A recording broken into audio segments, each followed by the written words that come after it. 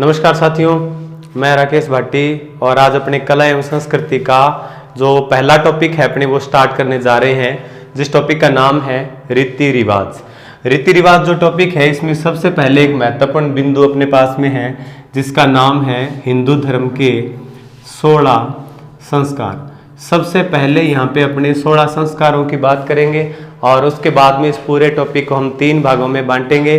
पहला जो इसका पार्ट रहेगा वो रहेगा जन्म के रीति रिवाज, दूसरा रहेगा इसमें विवाह के रीति रिवाज और तीसरा इसमें रहेगा मृत्यु के रीति रिवाज। सबसे पहले हम 16 संस्कारों की बात करेंगे और संस्कारों में सबसे बड़ी बात जो है, एक संस्कार के बाद में अगले संस्कार का जो सीक्वेंस है वो याद रखना हमारे लिए बहुत ही महत्वपूर्ण होता है। इसीलिए 16 संस्कारों का पहला जो अक्षर है उसको अपने यहाँ लिख के और उसको याद करेंगे।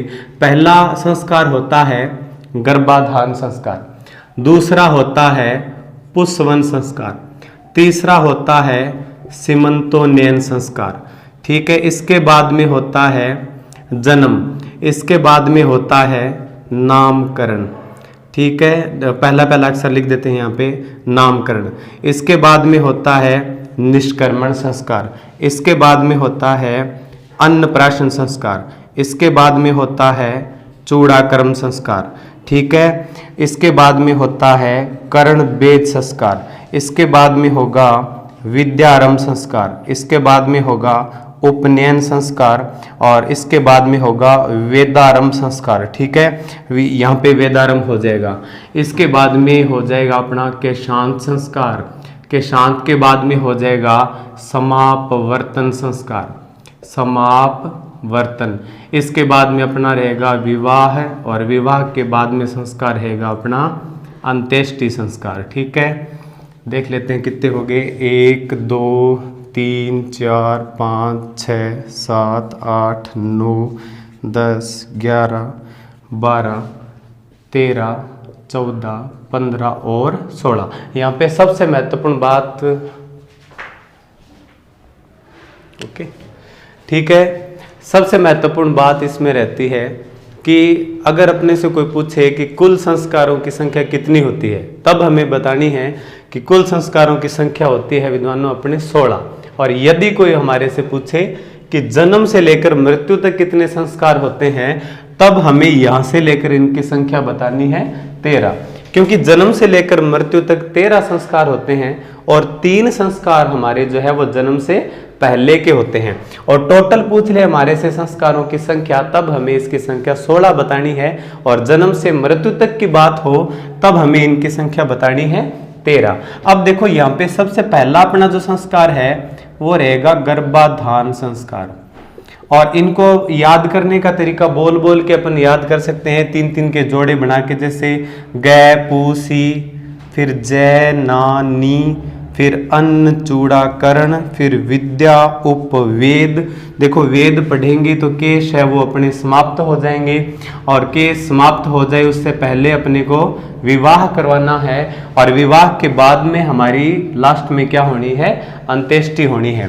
तो यहाँ इनकी फुल फॉर्म मैं लिखूंगा, गर्भाधान है, इसके बाद में रहेगा अपने पुंसवन संस्कार है, इसके बाद में रहेगा सीमंतोन्नयन संस्कार है, सीमंतोन्नयन। इसके बाद में रहेगा जन्म, और जन्म वाले संस्कार को ही हम कहते हैं जात कर्म, क्योंकि जन्म होते ही जाति का निर्धारण अपने आप ही हो जाता है। इसके बाद में रहेगा अपने पास में नामकरण संस्कार, नामकरण के बाद में रहेगा निष्कर्मण संस्कार, निष्कर्मण के बाद में रहेगा अन्नप्राशन संस्कार, इसके बाद में रहेगा अपने चूड़ाकर्म। ये जो चूड़ाकर्म है इसके अलग अलग नाम होते हैं। चूड़ाकर्म है, इसको अपने हमारे यहाँ लोकल लैंग्वेज में झड़ुल्ला भी कहते हैं, इसको अपने लटरिया भी बोलेंगे, लटरिया भी कहते हैं इसको। इसके बाद में रहेगा कर्ण वेद संस्कार, इसके बाद में रहेगा विद्यारंभ संस्कार, विद्यारंभ के बाद में रहेगा उपनयन, उपनयन या फिर जनेऊ संस्कार, और इसी को अपने यज्ञोपवीत संस्कार भी कहते हैं, यज्ञोपवीत संस्कार। और ये रहेगा अपने वेदारंभ, मतलब वेदों की पढ़ाई यहाँ पे स्टार्ट करेंगे अपने, वेदारंभ संस्कार हो जाएगा। इसके बाद में केशांत है, केशांत संस्कार का दूसरा नाम गोदान संस्कार भी रहेगा। समापवर्तन है, फिर विवाह है, फिर अंत्येष्टि है। यहाँ सबसे पहले देखो, ये जो गर्भाधान संस्कार है इसमें उचित नक्षत्र में संतान का बीज रोपण करना, ठीक है। उचित नक्षत्र में यहाँ होता है, उचित नक्षत्र में संतान का बीज रोपण करना कहलाएगा गर्भाधान संस्कार। इसके बाद में है संस्कार जिसका नाम है पुष्पवन संस्कार। और पुष्पवन में क्या होता है कि जो गर्भस्थ बालक है उसके पुत्र रूप में उत्पन्न होने की कामना की जाती है, ठीक है। यहां पे अपने लिख देंगे पुत्र रूप की कामना, पुत्र रूप की कामना करेंगे। इसमें एक सामान्य सी प्रक्रिया है कि रात्रि में पति जो है वो वटवृक्ष के छाल का दूध है वो पत्नी की नाक में डालता है और इससे ये माना जाता है कि बालक जो है वो पुत्र रूप में पैदा होगा। इसके बाद में रहेगा सीमंतोनेन। इसमें ये होता है कि अमंगलकारी शक्तियों से बचाने के लिए, अमंगलकारी शक्ति से बचाव हेतु जो संस्कार करेंगे उस संस्कार का नाम यहाँ पे रहेगा सीमंतोनेन संस्कार। मतलब जच्चा और बच्चा दोनों की रक्षा करनी है अपने भूत प्रेत जादू टोना इत्यादि सभी से। फिर जन्म या जात कर्म, इसमें कोई अपने डिटेल की बात नहीं करेंगे क्योंकि जन्म होगा, जन्म होते ही ऑटोमेटिक ही उसकी जाति का निर्धारण हो जाता है। क्योंकि हमारे यहाँ पे वैदिक जो प्रक्रिया है उसमें जाति व्यवस्था जो है वो जन्म आधारित है, जिसके घर जो जन्म है ऑटोमेटिक उसकी वही जाति मानी जाएगी। इसके बाद में नामकरण संस्कार है। ये जो नामकरण संस्कार है ये अपने लगभग 5 दिन 7वें दिन 11वें दिन या 21वें दिन करते हैं। 7वें दिन कर लेंगे, 11वें दिन कर लेंगे, 21वें दिन कर लेंगे। ये जो दिन है हमेशा जितने भी शुभ कार्य के जितने भी दिन होते हैं, नामकरण वगैरह कोई भी प्रक्रिया हो तो वो आंकड़ा हमेशा ही विषम संख्या में रखा जाता है। तो ये नामकरण हो गया, ठीक है। सॉरी गलत लिख दिया मैंने, 12 लिख दिया, उल्टा कर लो इसको, कोई दिक्कत नहीं। फिर इसके बाद में रहेगा निष्कर्मण। नाम से विद्वानों स्पष्ट हो रहा है निष्कर्मण मतलब बालक को पहली बार घर से निकालकर चंद्रमा एवं सूर्य के दर्शन करवाना, ये कहलाएगा निष्कर्मण संस्कार, ठीक है। तो यहां रहेगा बालक को चंद्रमा व सूर्य के दर्शन करवाना, चंद्रमा और सूर्य के दर्शन करवाएंगे पहली बार तो वो संस्कार हो जाएगा निष्कर्मण संस्कार, ठीक है। इसके बाद में रहेगा अन्नप्राशन संस्कार। अन्नप्राशन का मतलब यहां नाम से स्पष्ट है कि बालक को पहली बार अन्न का आहार देना अन्नप्राशन संस्कार कहलाएगा। देखो यहां पे पहली बार अन्न का आहार देना, बालक को पहली बार अन्न का आहार देना। ये जो निष्कर्मण संस्कार है ये लगभग अपने प्रथम माह में हो जाता है, लगभग अपने प्रथम माह में करते हैं। और इसके बाद में ये जो संस्कार है अपना ये लगभग अपने करते हैं तीसरे माह में करते हैं, लगभग तीसरे माह में कर देते हैं इसको। कुछ लोग इसको छठे माह तक ले जाते हैं। चूड़ाकर्म या झुड़ूला या लटरिया जो है इसमें होता है बालक के सिर का जो मुंडन है वो पहली बार करवाना। इसमें देखो या तो ये संस्कार होगा प्रथम वर्ष और या ये होगा तीसरे वर्ष। पहले या तीसरे वर्ष बालक के सिर के बाल पहली बार कटवाए जाते हैं। उसकी कुल देवी या कुल देवता के मंदिर में ले जाके उसको बोलेंगे चूड़ाकर्म झुड़ूला या फिर लटरिया संस्कार। देखो मुंडन, यहाँ पे मुंडन की बात 2 बार आएगी, आप ध्यान रखना कि किसी भी व्यक्ति के मरने के बाद में उसके प्रियजनों के उसके वंशजों द्वारा जो मुंडन होता है उस मुंडन को तो हम कल्चर में कहते हैं बद्दर होना। और यहाँ पे बालक के जन्म के बाद पहली बार जो मुंडन करवाएंगे उस मुंडन को अपने झुड़ूला कहते हैं, ठीक है। अब देखो इसके बाद की हम बात करें, ये तो पहले या तीसरे वर्ष हो जाएगा चूड़ाकर्म झुड़ूला या लटरिया। फिर कर्णवेद संस्कार है, इसमें ध्यान रखना ये तीसरे या 5वें वर्ष होगा, ठीक है। राजपूत समाज में विशेष रूप से ये प्रथा है कि बच्चे का कर्णवेद संस्कार किया जाता है। इसके बाद में रहेगा विद्यारंभ। विद्यारंभ का मतलब है यहाँ पे सामान्य शिक्षा प्रारंभ होना। सामान्य शिक्षा प्रारंभ होना, तो ये विद्यारंभ हो जाएगा। इसमें अपने सामान्य जो गिनती है, कै कबूतर है, ABCD है, इस प्रकार की कुछ बातें अपने सामान्य सीखेंगे। ठीक है। उपनयन या जनेऊ या यज्ञोपवीत जो संस्कार है, ये संस्कार है, ये जरूरी है इसीलिए कि जब कोई आदमी वेदों का अध्ययन करेगा तो वेद पढ़ने के लिए जरूरी है कि उसका जनेऊधारी होना जरूरी है। ठीक है। जनेऊधारी आदमी ही वेद पढ़ सकता है। तो इसमें हम बात करेंगे, अलग अलग हमारे 4 वर्ण थे, उसमें सबसे पहले ब्राह्मण है, क्षत्रिय हैं, वैश्य हैं, शूद्र हैं। इन 4 वर्णों में जो 3 वर्ण थे ऊपर वाले, उनको इनका अधिकार दिया गया। बाकी शूद्र जो है, जिनमें SC और ST के लोग आ जाते हैं, उन लोगों को यज्ञोपवीत का अधिकार नहीं दिया गया और महिलाओं को भी इसका अधिकार नहीं दिया गया था। अब देखो इनमें किस प्रकार से डिवाइडेशन है, ध्यान रखना कि एक ब्राह्मण का बालक जो है वो 8 वर्ष की आयु में जनेऊ धारण कर सकता है। 8 वर्ष में ब्राह्मण जो है वो जनेऊ धारण कर सकता है। क्षत्रिय जो है वो 10 वर्ष की आयु में जनेऊ धारण कर सकता है। 10 वर्ष की आयु में क्षत्रिय जनेऊ धारण कर सकता है। और 12 वर्ष की आयु में एक जो वैश्य है वो जनेऊ धारण कर सकता है। और इसके बाद में शूद्र जो है उनको जनेऊ धारण करने का अधिकार नहीं दिया गया था। शूद्रों को जनेऊ का अधिकार नहीं था।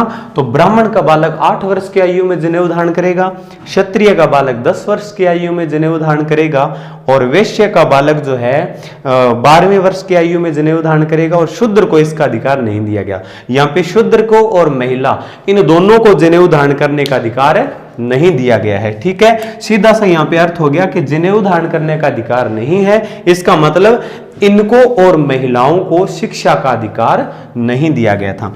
इसके बाद में देखो, जनेऊधारी आदमी ही वेद पढ़ने का अधिकारी होता है। इसके बाद में बालक जो है वो गुरु के सानिध्य में बैठ के वेदों का अध्ययन करेगा। तो यहाँ पे रहेगा वेदारंभ। ठीक है। वेदारंभ संस्कार मतलब वेदों का अध्ययन करना। अब देखो, वेदों का जो अध्ययन है वो जनेऊधारी आदमी ही करेगा, और इसकी जो आयु होती है लगभग 5 से 7 वर्ष की आयु होती है। 5 साल या 7 वर्ष का जो बालक है, ठीक है, वो तो अपने करेगा, विद्यारंभ कर लेगा। ठीक है। और वेदारंभ जो है ये लगभग आयु मानी जाती है 14 से लेकर 16 वर्ष तक की आयु जो है वो वेदारंभ की होती थी। इसमें वेद मतलब ये एक प्रकार की डिग्री मानी जाती थी। और वेद पढ़ने के बाद में शादी तक जो बालक है वो स्नातक कहलाता था, ग्रेजुएट कहलाता था। अच्छा, इसके बाद में क्यों नहीं कहलाता था? क्योंकि विवाह के बाद में जो विद्यार्थी जीवन है वो पूरा माना जाता है, और गृहस्थ जीवन आश्रम जो है वो प्रारंभ माना जाता है। ठीक है। अब इसके बाद में देखो के शांत या गोदान। के शांत या गोदान का मतलब यहाँ पे हो जाएगा कि गुरुकुल में रहते हुए अपने दाढ़ी मूंछ के बाल पहली बार कटवाना और गुरु को गाय का दान करना। यहाँ पे दाढ़ी मूंछ कटवाना, पहली बार गुरुकुल में दाढ़ी मूंछ अपनी कटवाएगा बालक, उस संस्कार को बोलेंगे कि शांत, और गुरु को गाय का दान करेंगे तो वो गोदान संस्कार हो जाएगा। इसके बाद में देखो समापवर्तन। समापवर्तन का मतलब होता है शिक्षा उसकी पूरी होगी, समाप्त होगी, अब वो गुरु दक्षिणा वाला कार्यक्रम कर देगा। यहाँ पे बालक जो है गुरु को अपनी गुरु दक्षिणा जो है वो दे के और गुरुकुल जो है वो छोड़ देगा। ठीक है। सिलेबस उसका कंप्लीट माना जाएगा यहाँ पे। इसके बाद में रहेगा विवाह। विवाह और अंत्येष्टि, ये दोनों जो चीजें हैं इनको अपने अलग से इनको पूरा का पूरा इनका विवरण करेंगे, क्योंकि विवाह के बहुत सारे कार्यक्रम हैं उनको भी करेंगे, मृत्यु के जितने रीति रिवाज उनको अलग से करेंगे। ठीक है। फिलहाल 16 संस्कारों में इतनी बातें बहुत ही महत्वपूर्ण है। पहली बात तो इनका सीक्वेंस, एग्जाम वाला अगर ज्यादा इसमें डीप पूछे तो हमारे से ये पूछ सकता है कि 4 संस्कारों के नाम 4 ऑप्शन में दे देगा, और उनमें से पूछ लेगा कि संस्कारों का निम्न में से सही क्रम कौन सा है। ठीक है। तो ये अपने संस्कार हो जाएंगे 16 संस्कार। बोल बोल के 3-3 के जोड़े बना के इनको अपने याद करना है। जैसे इनको गै, पू, सी, जय, ना, नी, अन्न, चूड़ा, कर्ण, विद्या, उप, वेद, के, समाप्त, विवाह, अंत्येष्टि, इन 4 को एक साथ बोल के आप याद कर लेना। ठीक है। अभी आप इसका स्क्रीनशॉट ले लो।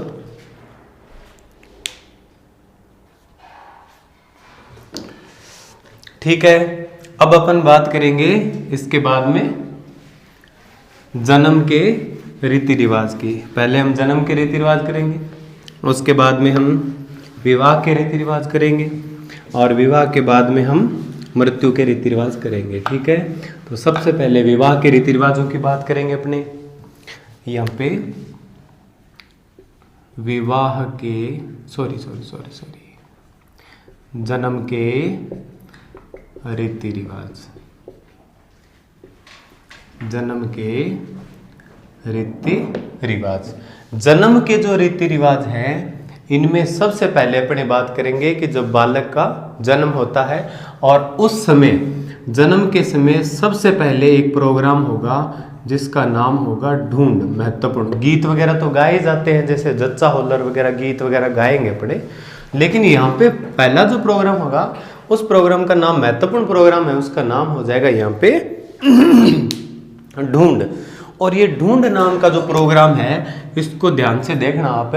बालक के जन्म के बाद में पहली जो होली आती है, उस होली पे बालक के ननिहाल पक्ष से जो भी उपहार वगैरह आएंगे उनको अपने बोलेंगे ढूंढ की रस्म। ठीक है, अब देखो ढूंढ का मतलब होगा बालक के जन्म के बाद प्रथम होली पर, जन्म के बाद प्रथम होली पर बालक के ननिहाल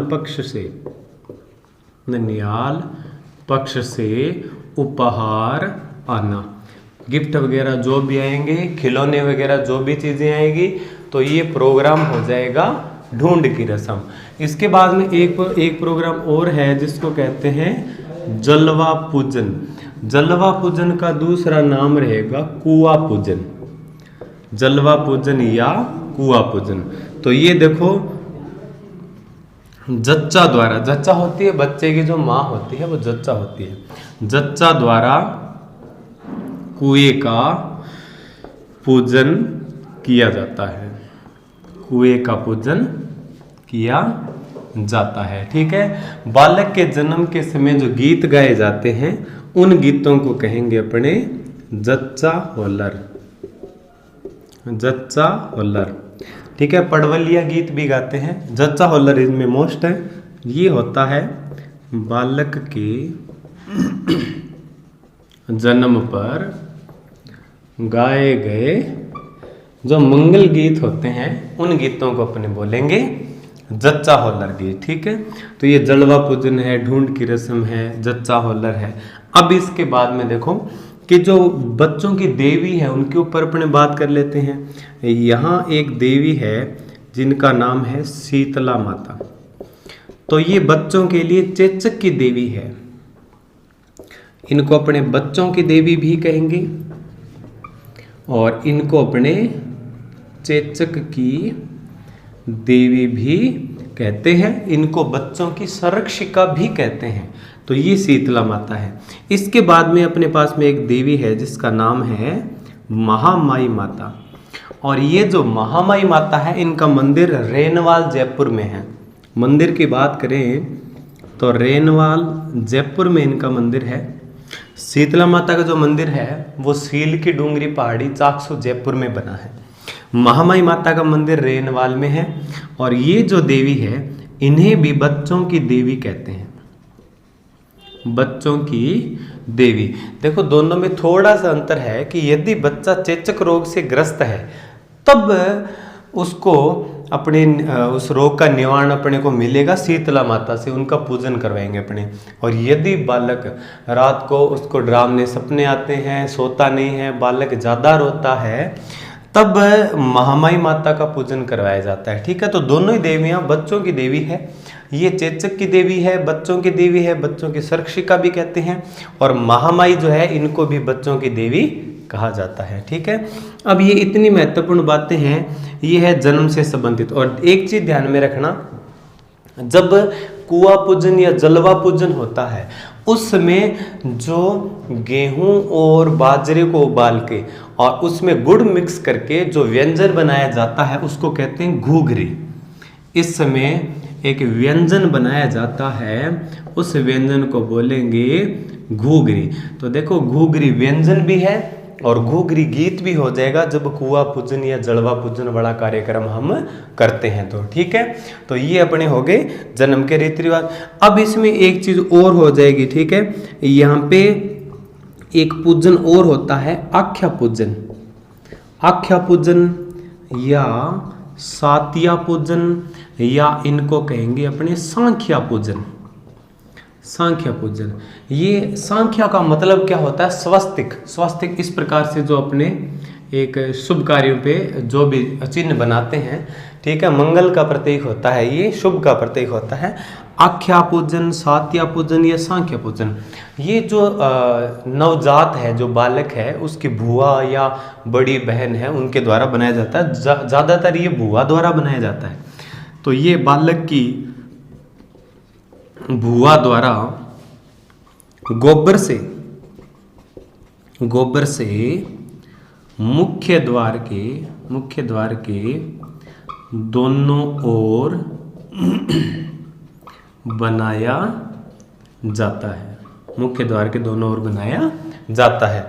तो ये जितने भी प्रोग्राम हैं ये जन्म से संबंधित है, सारे के सारे रीति रिवाज। ठीक है, इसमें ढूंढ की रस्म है, जड़वा पूजन हो जाएगा, जच्चा वल्लरा बालक के जन्म पे गीत गाएंगे। और याद रखना इस समय गीत पड़वलिया नाम का गीत भी गाते हैं, या मैं ब्रैकेट में लिख देता हूँ, बहुत ही महत्वपूर्ण है ये पड़वलियाँ भी गाई जाती है बालक के जन्म पर। फिर शीतला माता बच्चों की देवी है, चेचक की देवी है, महामाई जो माता है उनको बच्चों की देवी कहते हैं। शीतला माता मंदिर जो है चाकसू में है, सील की डूंगरी पहाड़ी पे, और महामाई माता का मंदिर जो है वो रेनवाल जयपुर में है। आख्या पूजन, सातिया पूजन, सांख्या पूजन, ये बुआ द्वारा गोबर से मुख्य द्वार के दोनों ओर जो डिजाइन इस प्रकार के स्वस्तिक बनाए जाते हैं उनको अपने बोलेंगे आख्या, सांख्या या स्वस्तिक बोलेंगे। ठीक है, इनका पूजन किया जाता है। अभी आप इसका स्क्रीनशॉट ले लेना।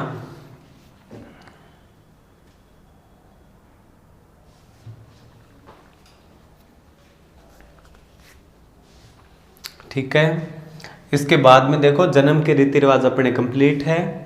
जन्म के रीति रिवाज के बाद में अपने बात करेंगे विवाह के रीति रिवाज। ठीक है, और बहुत ही महत्वपूर्ण रीति रिवाज है विवाह के रीति रिवाज। आप में से बहुत सारे लोगों ने विवाह के रीति रिवाज देखे होंगे, और बहुत सारे लोग ऐसे भी होंगे जिनके ये विवाह के रीति रिवाज हो चुके हैं, प्रैक्टिकली भी हो गए होंगे। अब देखो यहाँ पे अपन बात करेंगे विवाह के रीति रिवाज। देखो बच्चों, विवाह के लिए सबसे ज़्यादा जो महत्वपूर्ण बात है वो रिश्ता होना होता है। ठीक है, मैं कई बार क्लास में प्रश्न पूछता हूँ कि विवाह के लिए ज़रूरी क्या है, तो बहुत सारे बच्चों का जवाब आता है कि सर विवाह के लिए ज़रूरी है लड़की होना, लड़का होना। तो ये तो देखो महत्वपूर्ण दो चीज़ें हैं ही, लेकिन लड़का लड़की तो होते ही हैं कहीं ना कहीं, लेकिन उनके लिए ज़रूरी क्या होता है? रिश्ता होना ज़रूरी होता है। तो यहाँ जो रिश्ते की बात आती है, तो रिश्ता करवाने वाला जो व्यक्ति होता है उसको अपने कहते हैं बिचौला, उसको बिचौलिया कहते हैं। और ये जो बिचौलिया है ये रिश्ता करवाने वाला आदमी होता है, मध्यस्थता करवाता है ये। लेकिन ध्यान में रखना, एग्जाम वाला क्या पूछता है, मीणा जनजाति में विवाह की मध्यस्थता करवाने वाला व्यक्ति,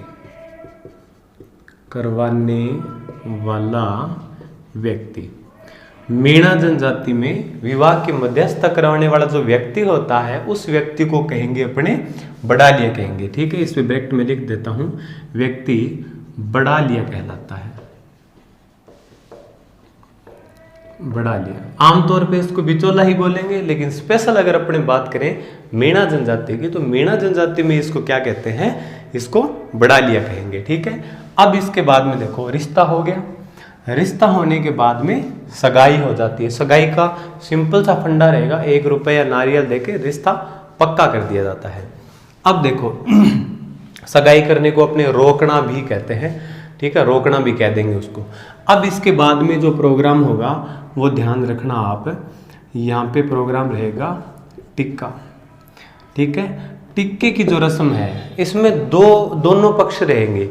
लड़के वाले जो हैं वो लड़की के घर जाते हैं और वहां पे ये प्रोग्राम होता है टिक्का। तो टिक्के में देखो क्या होता है कि वधु पक्ष द्वारा, या अभी वो लड़की है लेकिन उसको वधु मान लेते हैं अपने, वधु पक्ष द्वारा वर को मतलब लड़के को दिए गए उपहार क्या कहलाएंगे? वे लड़के का टिक्का कर दिया। और इसमें ध्यान में रखना टिक्के वाले दिन एक प्रोग्राम और होता है, इसी दिन एक प्रोग्राम और हो जाएगा गोद भराई का, गोद भराई का प्रोग्राम। तो ये जो गोद भराई का प्रोग्राम है इसमें ध्यान रखना कि वर पक्ष द्वारा मतलब लड़के के पक्ष द्वारा, वर पक्ष द्वारा लड़की को उपहार देना।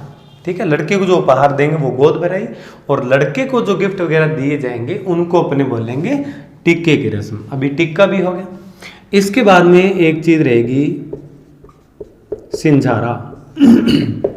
देखो रिश्ता पक्का हो चुका है, टिक्के की रस्म भी हो चुकी है, जल्दी शादी होने वाली है, लेकिन सावन तीज के अवसर पे, सावन महीने के जो शुक्ल पक्ष में जो तीज आएगी, सावन तीज के अवसर पे लड़के वालों के द्वारा लड़की के लिए जो भी उपहार वगैरह भेजे जाएंगे, सोना चांदी, फल, फ्रूट, मिठाइयाँ वगैरह जितनी भी चीज़ें हैं, तो वो सारा सामान जो है वो सिंझारा भेज दिया हमने। ठीक है, तो सिंझारा में क्या होता है, लड़की के लिए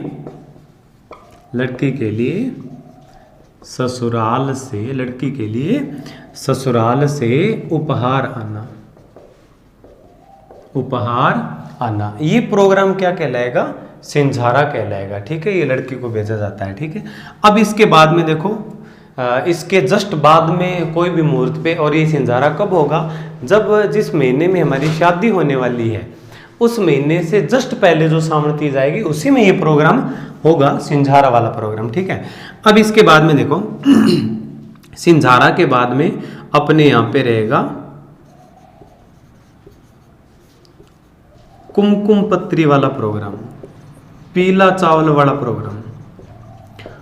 कुमकुम पत्री, पीला चावल, ठीक है, इसी को कहते हैं संकल्प पत्र। ध्यान रखना, कुमकुम पत्री या पीला चावल या संकल्प पत्र, इसमें क्या होता है, इनविटेशन कार्ड छपवाए जाते हैं और शादी का फेरों का एकदम जो सटीक जो मुहूर्त होता है वो दोनों पक्षों को सूचित कर दिया जाता है। तो कुमकुम पत्री, पीला चावल या संकल्प पत्र, इसमें क्या होता है, शादी का मुहूर्त तय हो जाता है, शादी का मुहूर्त तय हो जाता है। अभी 10:15 पे फेरे होने हैं या 9:30 पे फेरे होने हैं, सारी चीज डिसाइड हो जाती है इसमें और दोनों पक्षों को सूचना कर दी जाती है। ध्यान रखना, कुमकुम पत्री छपवाने के बाद में हम पहला जो निमंत्रण है वो देते हैं गणेश जी को, और गणेश जी बहुत सारे हैं, उनमें प्रथम निमंत्रण हम रणथंभौर सवाई माधोपुर के जो त्रिनेत्र गणेश जी हैं उनको दिया जाएगा। इसमें हम कुछ है गणेश जी की अपनी बात कर लेंगे, यहाँ पे उनको ध्यान में रख लेना आप। जैसे मान लो यहाँ फालना नाम की एक जगह है, फालना पाली में पड़ता है, ठीक है, यहाँ पे सोए गणेश है, फालना पाली में है सोए गणेश। इसके बाद में जगह है रणथंभौर सवाई माधोपुर में है, यहाँ पे रहेंगे त्रिनेत्र गणेश, ठीक है। इसके बाद में है अपने पास में कोटा में अपने रहेंगे खड़े गणेश, कोटा में खड़े गणेश रहेंगे। इसके बाद में है अपने पास में अलवर में रहेंगे अपने नृत्यरत गणेश रहेंगे अपने अलवर में। इसके बाद में देखो मोती डूंगरी गणेश है, नहर गणेश है और बड़ी गणेश है, नहर गणेश और बड़ी गणेश, ये जो दोनों गणेश हैं और साथ में मोती डूंगरी गणेश जी भी है, ये रहेंगे अपने जयपुर में रहेंगे। इसके बाद में देखो शेर सवार गणेश या गणेश जी की बातें करते हैं सारी की सारी हम, तो इनको कहते हैं हेरंब गणपति, शेर सवार को हेरंब गणपति भी कहते हैं, हेरंब गणपति, ये अपने रहेंगे बीकानेर में, हेरंब गणपति अपने बीकानेर में रहेंगे। ठीक है, इसके बाद में देखो अपने यहाँ पे रहेगा जोधपुर के अंदर। जोधपुर में अपने पास में जो गणेश हैं उनको कहते हैं इष्किया गणेश। जोधपुर में इष्किया गणेश जी रहेंगे। और इसके बाद में है अपने पास में सिरोही। सिरोही के अंदर जो गणेश हैं उनको कहते हैं अपने बाजना गणेश। यहाँ पे रहेंगे अपने बाजना गणेश जी। ध्यान रखना, बहुत आसान सा तरीका इनको याद करने का रहेगा। ये जो पालना है इसको अपने पालना मानना है, और ये ऐसे याद कर लेना कि पालना में सो गए, रणथंभौर में तीसरी आंख खुली, कोटा जाके खड़े हुए, अलवर जाके नाचने लगे, जयपुर में नहर में बड़ी खाई।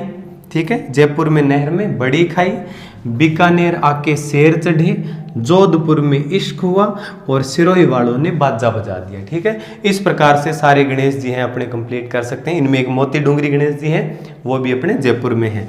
सबसे पहला जो निमंत्रण है, शादी का इनविटेशन जो है, वो रणथंभौर दुर्ग के अंदर सवाई माधोपुर में जो त्रिनेत्र गणेश जी है उनको दिया जाता है। ठीक है, अभी आप इसका स्क्रीनशॉट ले सकते हो और इसके बाद की बातें हम करेंगे।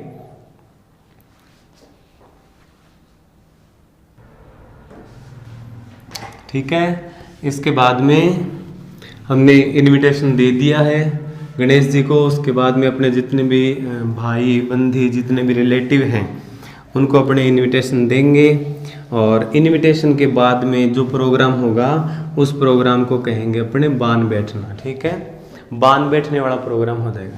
तो यहाँ पे प्रोग्राम रहेगा अपने पास में बान, इसको विनायक भी कहते हैं।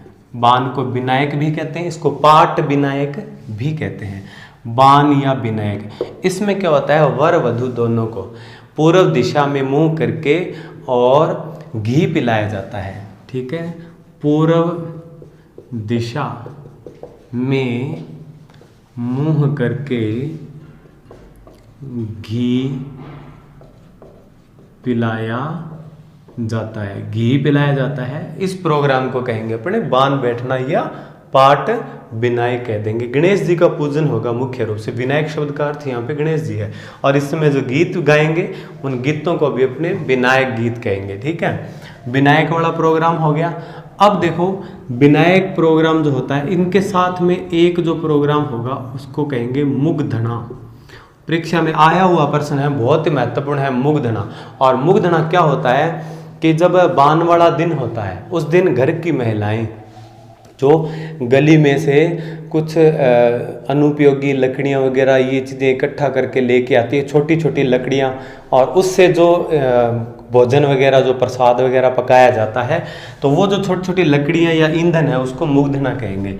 तो ये क्या है, विवाह में एकत्रित,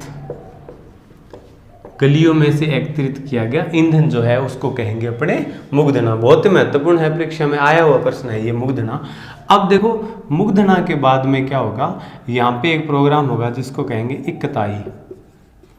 इकताई का प्रोग्राम, इकताई का प्रोग्राम का मतलब क्या होगा, दर्जी द्वारा शुभ मुहूर्त पे दुल्हा दुल्हन के कपड़ों का नाप लेना। ये नाप लेंगे, इसको अपने क्या बोल देंगे, इकताई की रस्म बोल देंगे। एक प्रोग्राम यहाँ पे होता है छात, इसका एक प्रोग्राम हो जाएगा छात।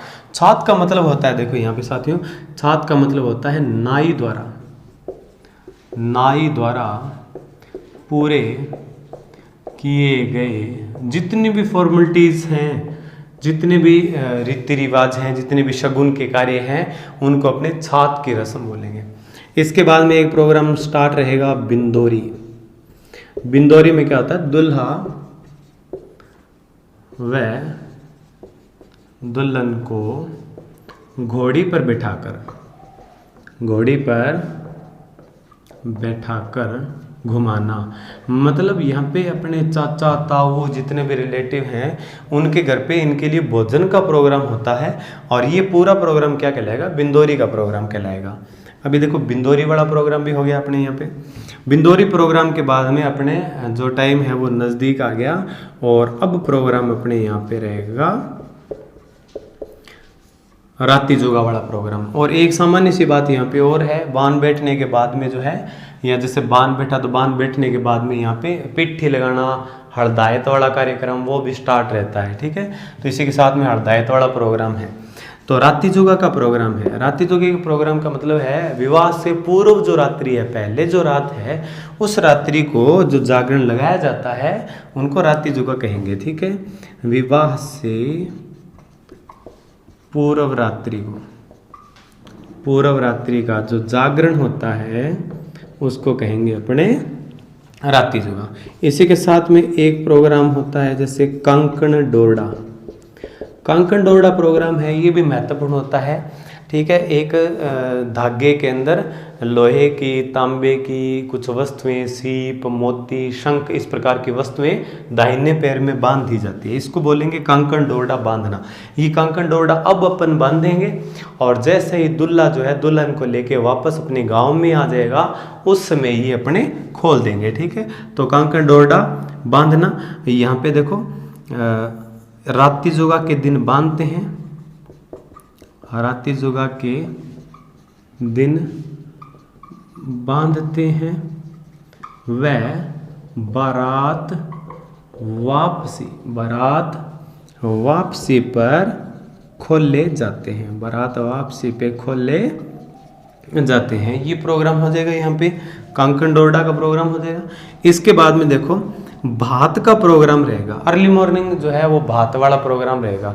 इससे पहले जिस महिला के बच्चों की शादी है वो अपने पीहर वालों को इनवाइट करके आएगी भी, यथासंभव जितना हो सके मेरे को आप शादी में सहयोग करना, उसको तो कहेंगे भात नूतना। ठीक है, भात नूतना कहेंगे। और जब शादी वाले दिन वो आएंगे सहायता करने के लिए, चुनड़ी वगैरह लेके आएंगे, कुछ नगद राशि उपहार वगैरह देंगे, उसको कहेंगे भात भरना। ठीक है, तो यहाँ अपने बात करेंगे भात भरने की, भात भरना, या इसको माहेरो भी कहते हैं। ठीक है, तो इसमें देखो भात भरना या माहेरो, इससे पहले 5-7 दिन 10 दिन पूर्व जो है वो जैसे ही अपने परिवार वालों को, पीर वालों को इनवाइट करके आते हैं उसको भात नूतना कहेंगे। और शादी वाले दिन जो भाई द्वारा अपनी बहन के लिए जो उपहार लाए जाएंगे उनको कहेंगे भात भरना। तो इनमें देखो मुख्य तो क्या होता है, चुनड़ी होती है, जो मामा द्वारा अपनी भांजी या भाई द्वारा अपने बहन को ओढ़ाई जाती है वो चुनड़ी होती है। तो इसमें 2 चीज़ें यहाँ पे ध्यान रखना, एक ये भाई है और ये उसकी बहन है जिसके बच्चों की शादी है, वो है ये। अब देखो भाई द्वारा अपनी बहन को जो चुनड़ी दी जाती है उसको कहेंगे बाला या मोसला भांत की चुनड़ी, बाला या मोसला भांत की चुनड़ी। और यदि भांजी की शादी है तो उसके लिए जो ये भाई जो है अपनी भांजी के लिए जो चुनड़ी लेके आएगा उसको बोलेंगे अपन कंवर जोड़ की चुनड़ी, कंवर जोड़ की चुनड़ी कह देंगे। ठीक है, तो ये 2 चुनड़ी है, इन पे ये बहुत महत्वपूर्ण है, इनको ध्यान में रखना आप। तो ये अपनी बात होगी भात भरने तक की, मतलब वो दिन आ गया जिस दिन शादी वाला प्रोग्राम तय किया गया है। ठीक है, अभी आप इसका स्क्रीनशॉट ले सकते हो।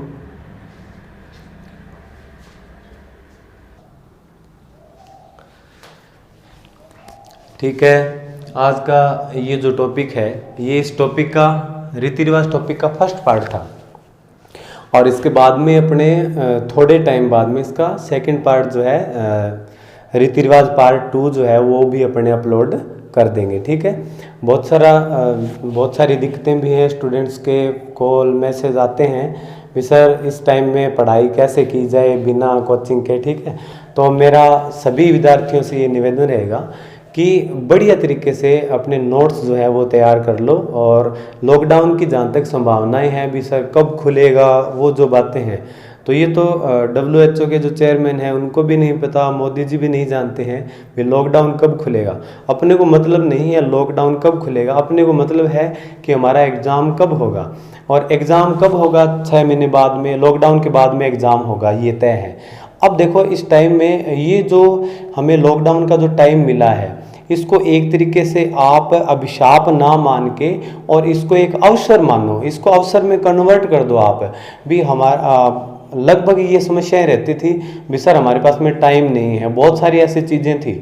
और अभी आपके पास में इतना ज़्यादा टाइम दिया है, ये गोल्डन टाइम दिया। बहुत सारे लोग ऐसे हैं जिस गोल्डन टाइम में भी नहीं पढ़ेंगे, जिनको बहाने बनाने हैं वो नहीं पढ़ेंगे, लेकिन हमें इतना अच्छा अवसर मिला है, कोई समस्या नहीं है, पूरा का पूरा 100% अपने पास में टाइम है तैयारी करने का, ठीक है। और मैं एक चीज़ विद्यार्थियों दावे के साथ कहता हूँ कि अगर कोई बच्चा इस लॉकडाउन में भी तैयारी नहीं कर पाया तो वो ज़िंदगी में कभी भी तैयारी नहीं कर पाएगा, ठीक है। हम लोग ये जो प्रयास कर रहे हैं, हालांकि ये जो YouTube वगैरह ये जितनी भी चीज़ें हैं, इनका मकसद कोई ये नहीं होता कि मान लो अपने को कहीं से अर्निंग करनी है वगैरह वगैरह। ये जितने भी टीचर टीम, जितने भी अपने सारा जो जितने भी YouTube पे चैनल पे जितनी वीडियोस आ रही है, वो केवल और केवल आपके भविष्य को देखते हुए आप लोगों के लिए मेहनत की जा रही है। इसमें हमारा व्यक्तिगत कोई स्वार्थ नहीं है, ठीक है।